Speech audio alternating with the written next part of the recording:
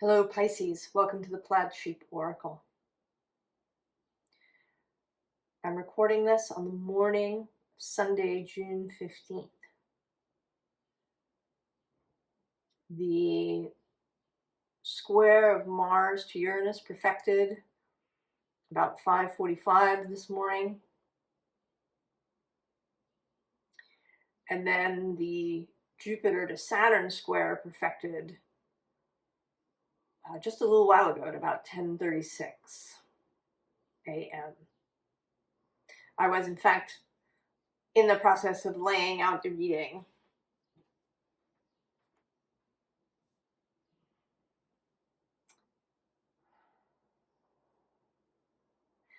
And I can see that there is that square is here showing up. Jupiter is one of your guides, guide of Pisces, along with Neptune, who is conjunct Saturn, also squaring part of the square this morning.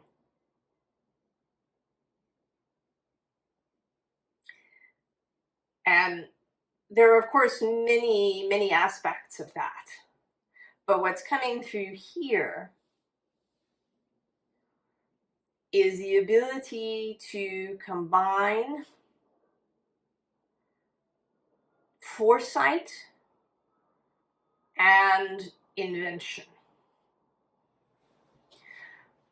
So I've been saying, I say it all along, but it's been repeating for me in these last few days in readings that I've done here on the channel and for myself and in other private readings, that the past is not a map to the future. That we do have a tendency to use it that way, to say, well, the last time something like this happened, then this happened afterwards. And we do it in astrology too. The last time Saturn was in Aries, this happened. Or the last time Neptune was in Aries, this happened. And I think that, right, it's comforting in a way, because then we feel like we know what's coming. Even if it's more of something that we didn't want, it can feel, okay, like we know where we're at, this is the thing, this is what we do. Right? We have a system for this. We may not have a system for something completely new.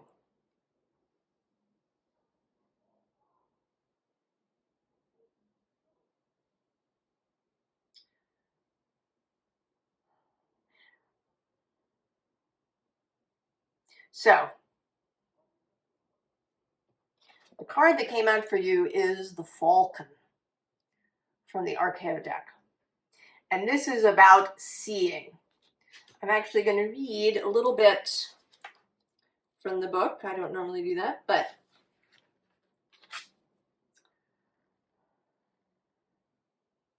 the falcon rises up and gazes down at the landscape spread below.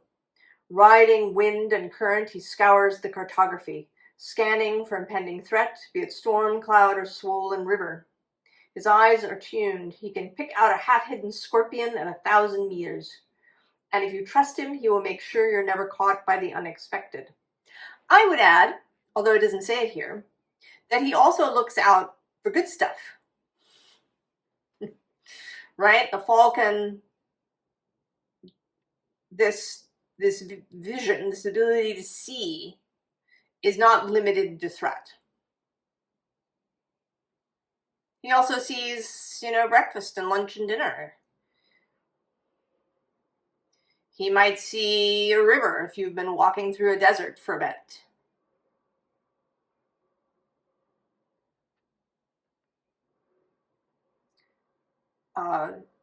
You may have heard me talk about the work of Ian McGilchrist. He's a neuroscientist, and he has done all this work on the hemispheres of the brain in a much more detailed way than you've probably ever heard it.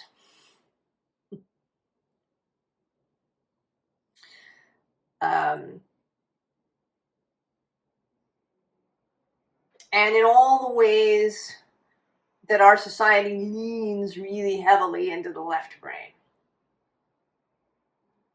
And that it's, about how we pay attention. And a really interesting fact is, but we also talk about the sympathetic and parasympathetic nervous systems. And actually, the right side of the brain is linked to the sympathetic nervous system.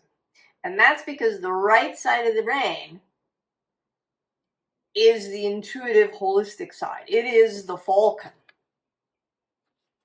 or it's where the falcon lives, among other things, in the right side. Being able to see not just the map, the left side of the brain can turn landscape into a map, which is really useful, right? If you're trying to get from point A to point B, or to, find the grocery store. But what we really want is to have a whole view of the whole landscape. Actually, this sort of, I went on a little day trip, and I was going to run an errand in this place that I went to.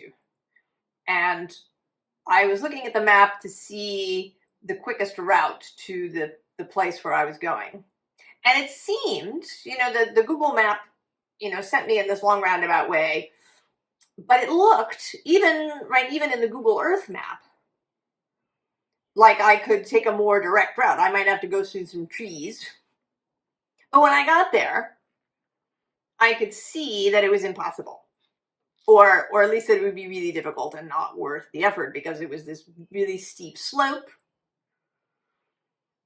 And the map, even the, sort of Google Earth map, didn't really let me see that.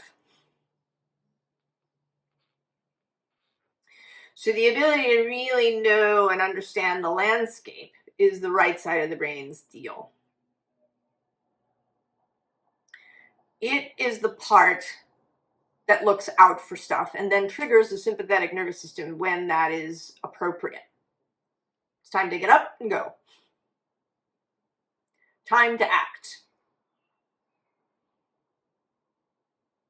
But I think that what we've been doing in modern society is we've been making the left brain, which is not designed for it or cut out for it, we've made it look out for problems. And that's what feels like hypervigilance, because it's coming from the wrong place.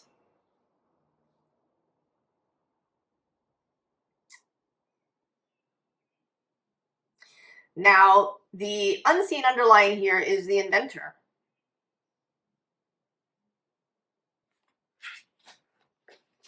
And I think that's partly what the left side of the brain can be really good at,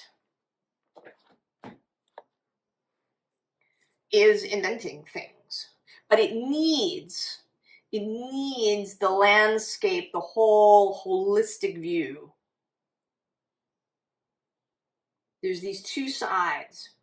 So this Saturn-Neptune thing in Aries, the possibility of a new invention, a new idea, a whole new way of being, perhaps. A new way of moving through the world, a new way of solving problems. Even a new way of imagining things. And then Jupiter in Cancer, right? Cancer, this fellow water space. Jupiter is exalted in Cancer. This ability to see.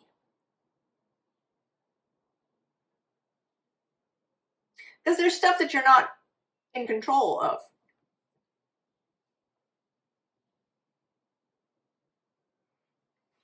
So in an ideal way, you have the inventor's vision. And then there's this falcon aspect that assists the inventor. Right? The inventor has the vision, and then the falcon can guide him through, where to go. Go here, don't go there. And then sitting in the middle in the scene underlying is the innocent. And when I saw this and the inventor combined, I could see that it means that the inventor needs this innocent view. To forget what came before. To have a blank slate. To be innocent of what came before.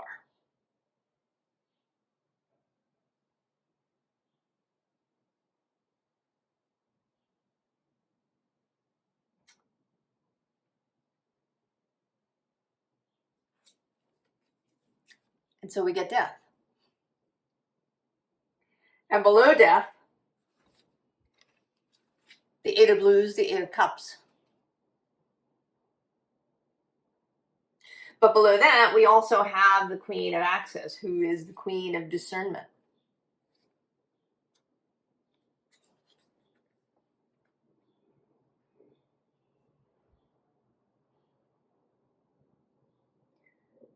So cultivating the ability to be innocent of the past. This happened before, but it does not have to happen again. And then on the other side is this particular Six of Cups, Six of Blues, which is about faith, right? About this feeling of source, this ecstatic experience of the non-physical. And to live this. And I think this is the trickiest part, because we walk around in this modern world and we're reminded of sort of modern things.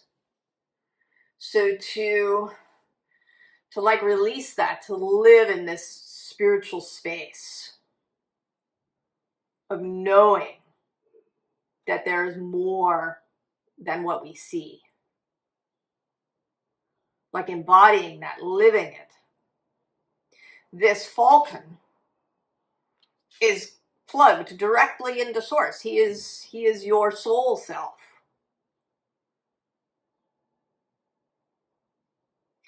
And it may be also difficult for you, Pisces, because you may already be really open.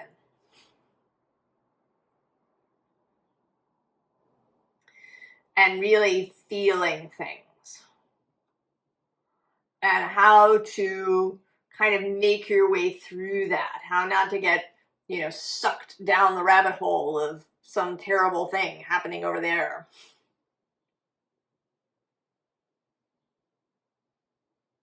To see with the eyes of source.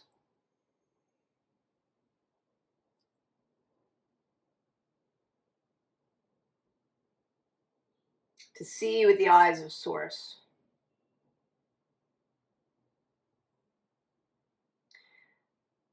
And I want to say that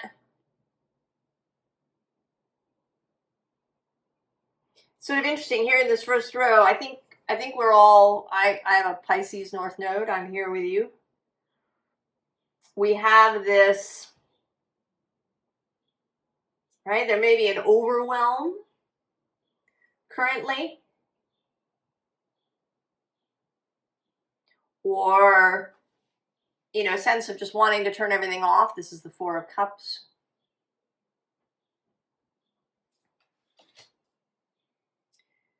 But then there's this other stuff here. There's this Two of Roots, which is actually Two of Pentacles. Rather than coming out as juggling, it's coming out as magic. Like she's levitating these records.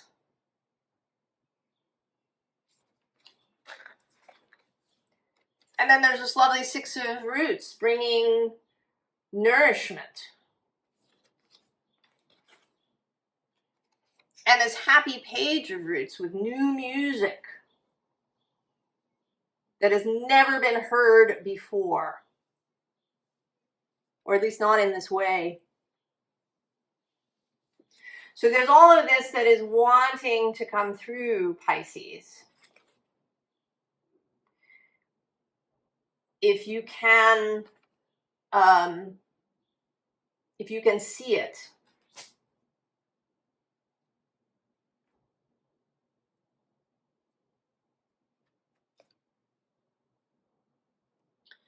So 7 of air.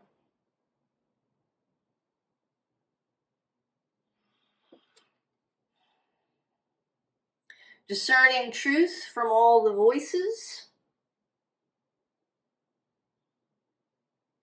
Now below it is the Tower. And in this deck, the Tower is, is not being blown up. I think of this more as the Wizard's Tower, as a place where you can go to be clear. Because on the bottom we have the Moon, your card traditionally, Pisces. And also Cancer, who is guided by the Moon.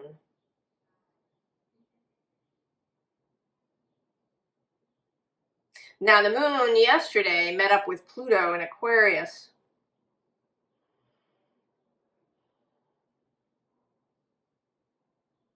And is still moving through Aquarius now, but will move into Pisces in not too long.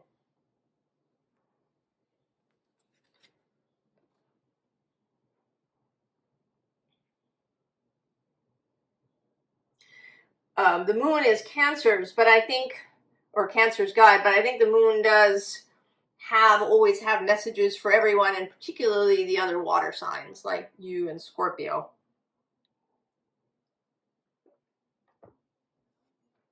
You know, the Moon's gravity pulls on everything. Even the Earth, like the crust of the Earth moves. It just moves so little that we don't perceive it. It's the water that really, that shows us this movement, this cyclical movement, this effect that everything has on everything else is seen through water.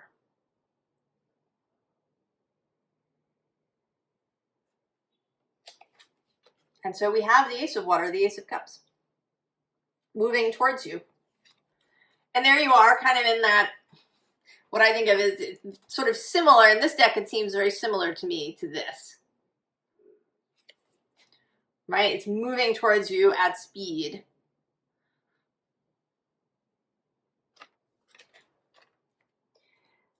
And there is an aspect of you that is ready.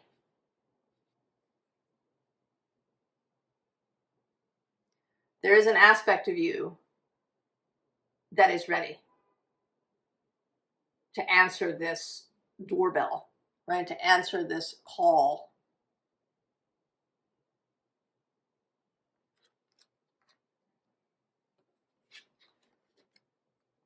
That is ready to take on perhaps a responsibility that you haven't expected.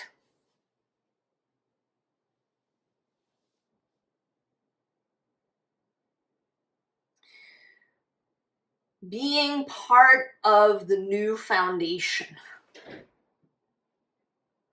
To be part of the new foundation, of a new vision in physical reality, right? The inventor.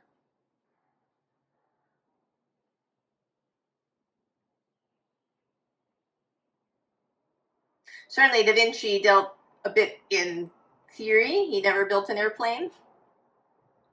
But he wanted to. He wasn't just imagining it in his head. He made actual physical drawings and plans of things.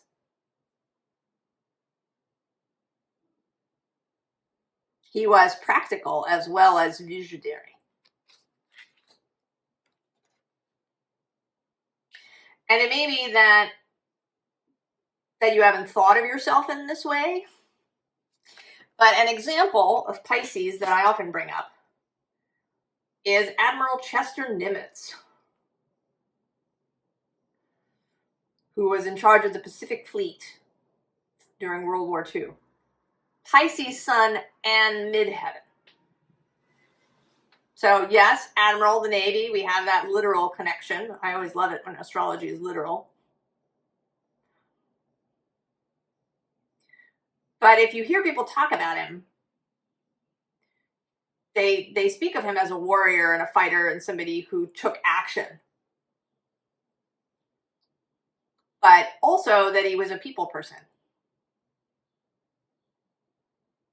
He was assigned after the attack on Pearl Harbor. Everybody was demoralized and horrified. And he arrived and injected the place with a whole new vision. He also knew to listen to people.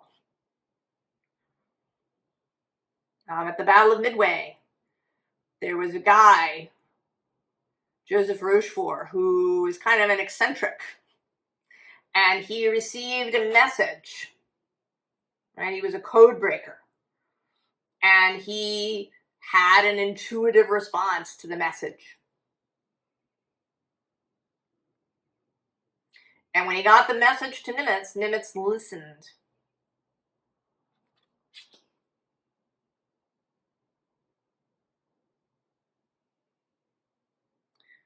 So Pisces is absolutely capable of being a real stabilizing force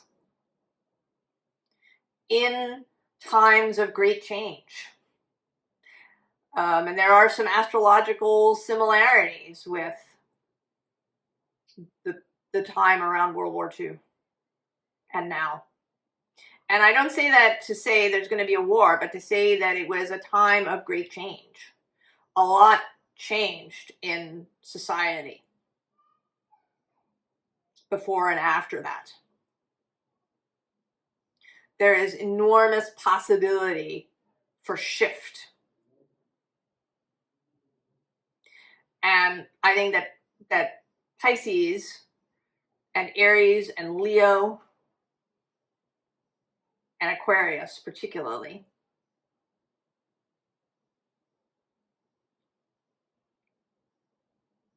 are really in the thick of it. They are unexpectedly, perhaps,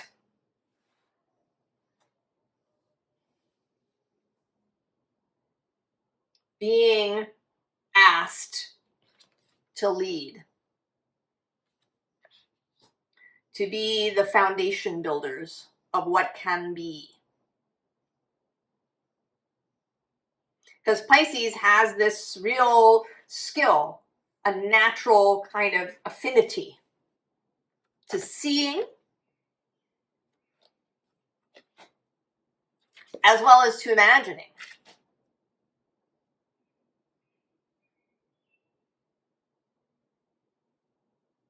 And when combined with Virgo on the other side,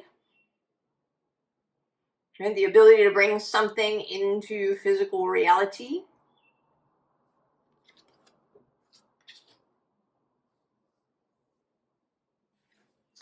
so we have the activation.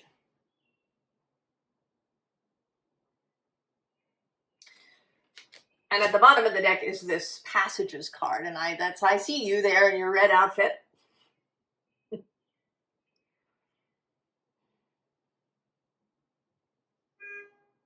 You know what you want. You know what you want to see. You know the kind of world that you want to live in.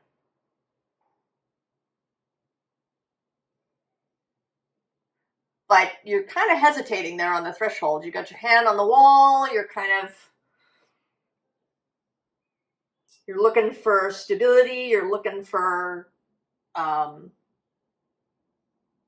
confirmation, perhaps, of the choices that you're making.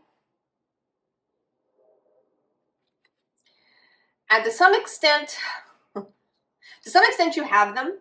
They exist internally, your connection to source. And then in other ways, you gotta have faith. There is a leap that takes place here to move away from this base out into the passage here, into this open space. There is a risk.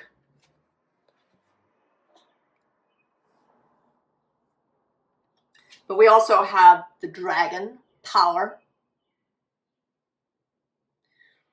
You know, and dragons are kind of this combination of all the elements. They're, you know, physical, muscular beings who fly and swim and breathe fire.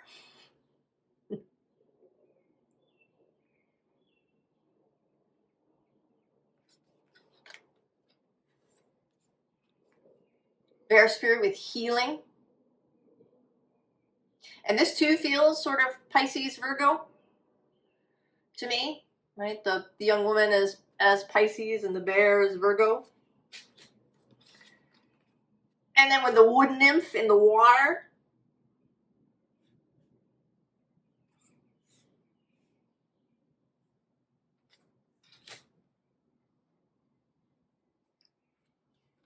And then we have the high priestess with the hermit right below her. And the chariot for Cancer. And the emperor on the bottom for Aries.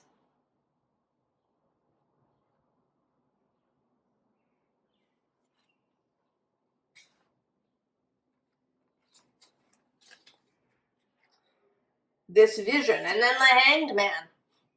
And this particular hanged man who has finished hanging. He's come down, he's unwrapping himself. He's getting ready to go. To act. 10 of Pentacles. Getting ready to leap into the flower.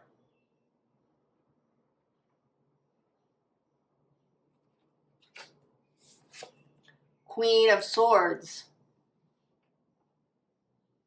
That discernment, that clarity, the vision. A bit of Libra showing up too.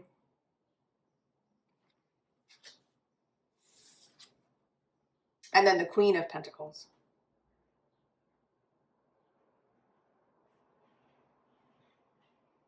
Kind of the, right, the counterparts, the both sides of this earth energy showing up.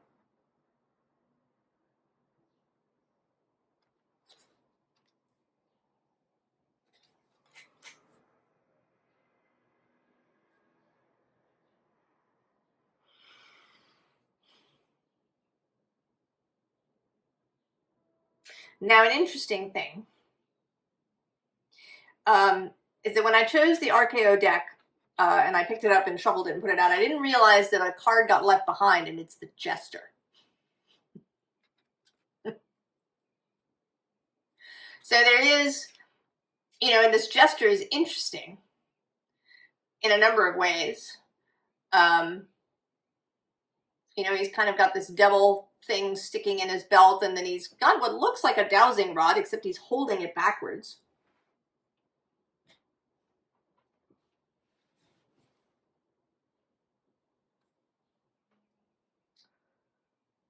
So there's something about turning things on their head, about seeing how what maybe we have believed to be true thing, or maybe that we thought it had to be this way, or, you know, this is just the system and how it works, right? The Jester's job is to make fun of the system, to make fun of the king, to keep the king with his feet on the ground.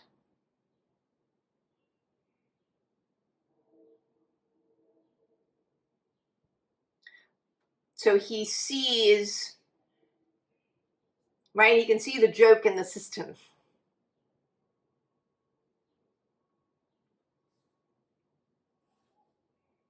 And that's important.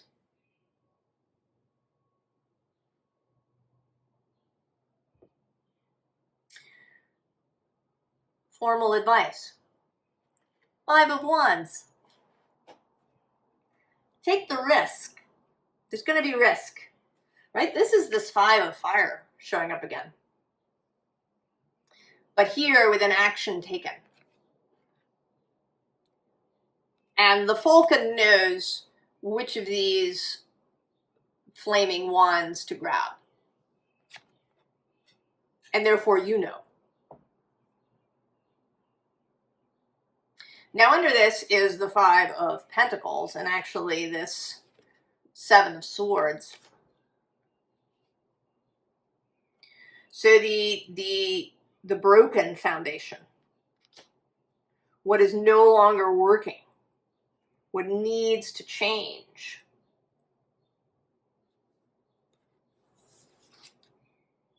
Right? And maybe what needs to change is that we go from this 4 of efforting and hard work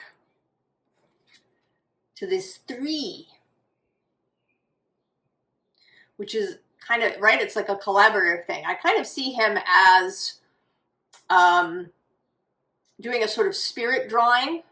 You know, I think he's not looking down at his paper, he's looking straight across. He's looking into spiritual space as he does this drawing. You know, there's some people who do that. Their method is either to automatic write or in some cases to draw. Right? So they can do a remote viewing or a telepathic contact and draw an answer.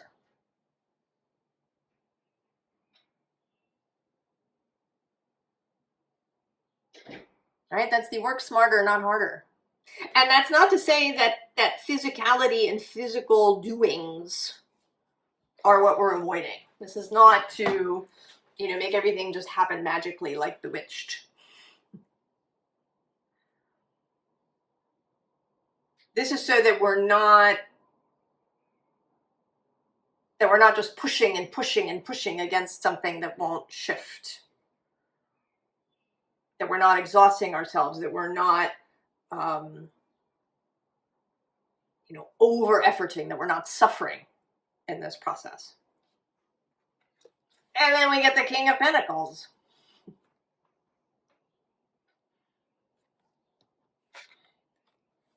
Emphasis.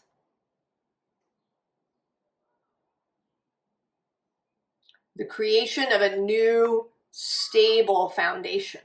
And this is something that can be very true for Saturn and Neptune. It's the beauty of those two coming together. That Neptune can dissolve and shift and change and morph. And then Saturn gives it stability, containment, longevity.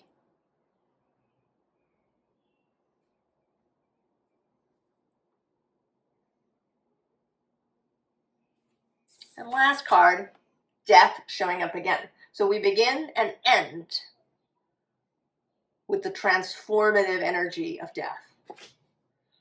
And Pluto making himself felt.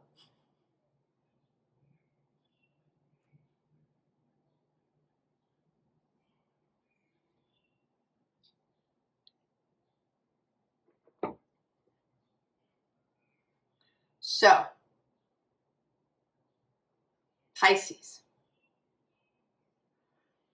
We've spent most of the time on my channel talking about your kind of oracular vision, your ability to be a seer and a dreamer and a visionary. But now we are starting to talk about you being a builder.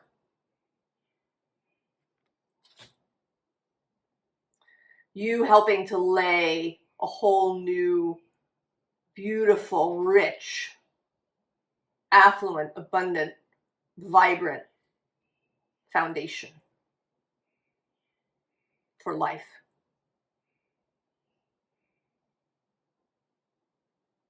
And to not shy away from that. I didn't mention at the underside here is this 6 of Cups. Right? This nurturing energy. And it may be especially active during this Jupiter transit through Cancer for the next year before he moves into Leo. This is also traditionally the sun in Scorpio. So there's, right, all this water happening.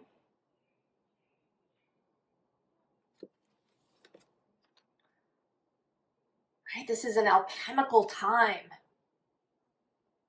This transit between Aries and Pisces, these planets going back and forth, and now this square of Jupiter in Cancer to Saturn and Neptune in Aries.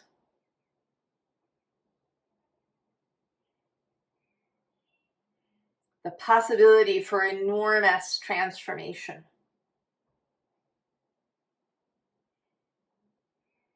And vision. And a whole new stability. I hope that you are up for it, Pisces.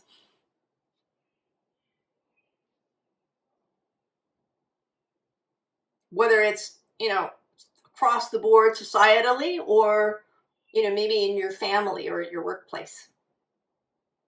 And of course, right, the micro and the macro are related.